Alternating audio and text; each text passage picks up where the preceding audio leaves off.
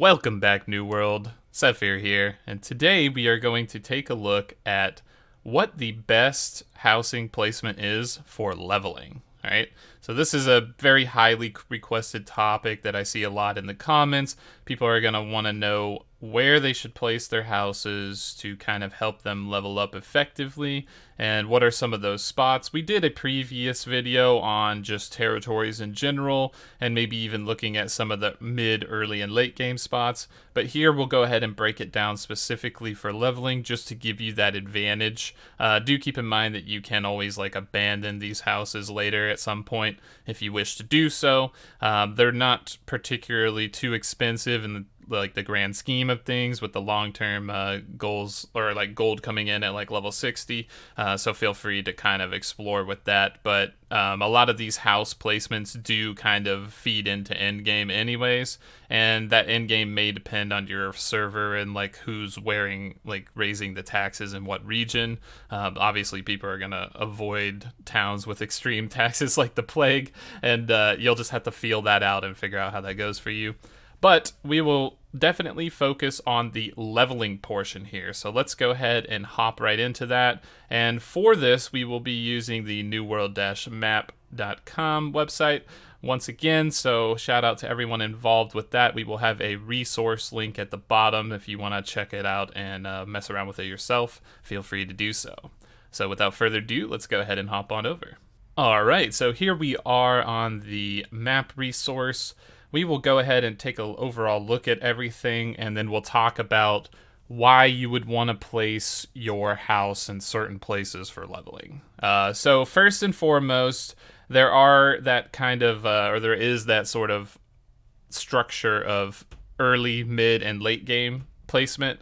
So you do kind of want to put your houses in such a way that it allows you to easily get around for quests, also to get to leveling spots that are high access and things of that nature. So we'll go ahead and talk about that right now. So early game houses, will focus on the first part here, so we'll break it down in those three sections. So in my opinion, the best early game house for leveling, and again, in my opinion, so grain of salt, everyone's going to have a different idea. It's definitely going to be Windsward, and the reasoning for this is very simple. The Fisherman's Bend, which is the old man in the river that everyone likes to call him, you're going to be returning to this guy a lot for main story line quests. Not to mention that you're going to be going to this ancient temple and several places like Amarine for the main story. So really, Windsward is the central leveling main story hub area, right? Regardless of what you do, even if you prefer Everfall, and a lot of people may want to do prefer Everfall, that seems to be the census. Everyone's ooh, Everfall's the hype. Realistically speaking, Windsward is just where everything is, right? So it will allow you to get to the old man in the river quickly, to be able to fast travel to his fast travel point with cheap Azoth, which will save you time.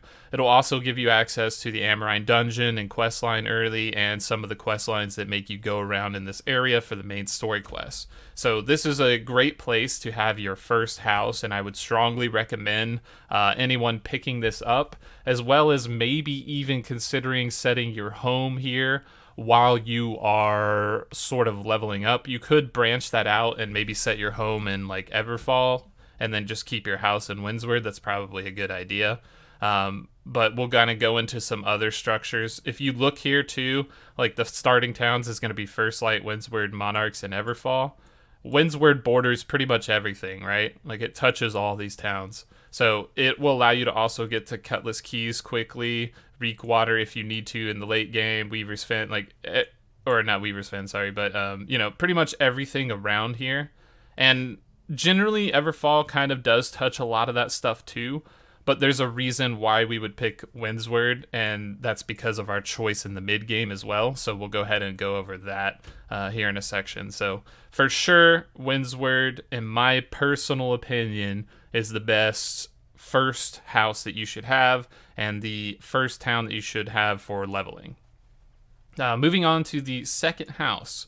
So in my opinion, the second best house to have, or your second house that you should get, is probably in Brightwood. And the reason for that is Brightwood is a mid-level ranged town, right? So it's level 30-ish. It's getting up there a little bit. But there's also a lot of quests that want you to go to this point right here. I don't know what the fast travel name of it is called, but this Fort Alazar. And this is like a main story quest. You're going to have to come here a few times, and it's kind of like out of the way.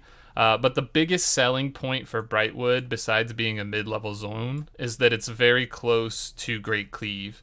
And Great Cleave, if anybody has leveled up in the betas, you know that this is a really good place to be. There's several elite farming zones in here that are high level. There's also the faction mission that's really fast in this area, and a lot of high value things in general, right? Not to mention that you cannot have a house in Great Cleave, Eden's Grove, or Shattered Mountain, right? You have to either set your home to one of these outposts or just fast travel to them.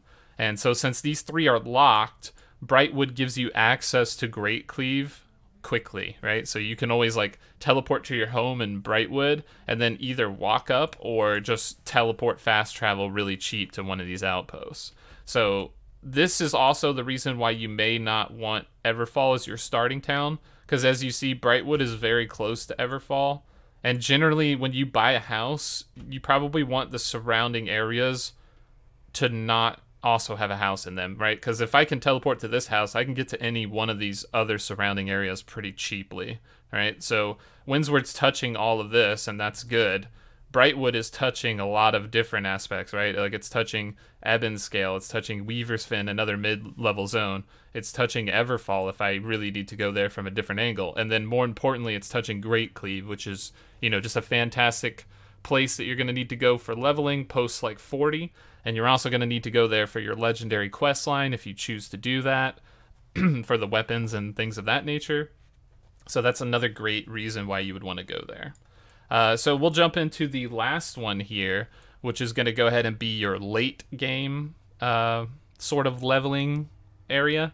And it would probably be best, in my opinion, if you took Mourningdale as that third option.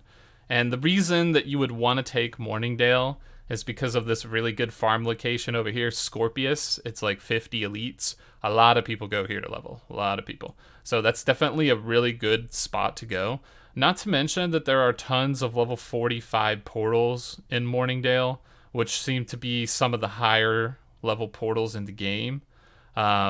Besides the level 65 portals, which are incredibly hard to do. So this is a great source of leveling resources. If you have a home in Mourningdale, you see, oh, these greater corrupted portals are up. Let me just teleport to my home for 20 Azoth and then go in there and start, you know, mowing them out with a group of friends. And then boom, we got all these tuning orb materials. We got all this Azoth. We got all the golden XP and faction tokens from the portals. And then you can go about your, you know, your day after that.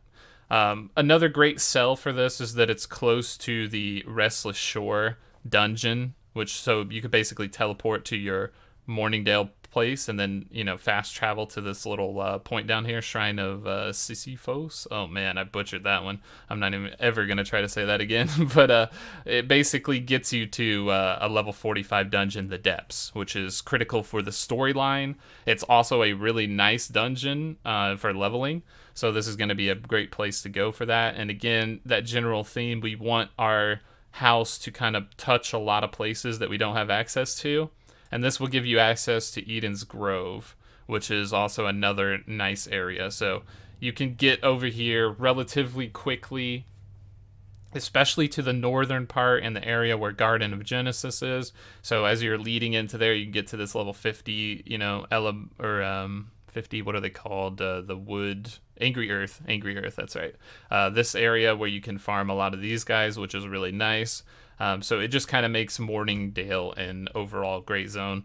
Not to mention, personally, it's just my favorite aesthetic-wise. I don't know if you know this, but it rains in Mourningdale, and it just looks beautiful. It's actually amazing. So this is a little side kicker.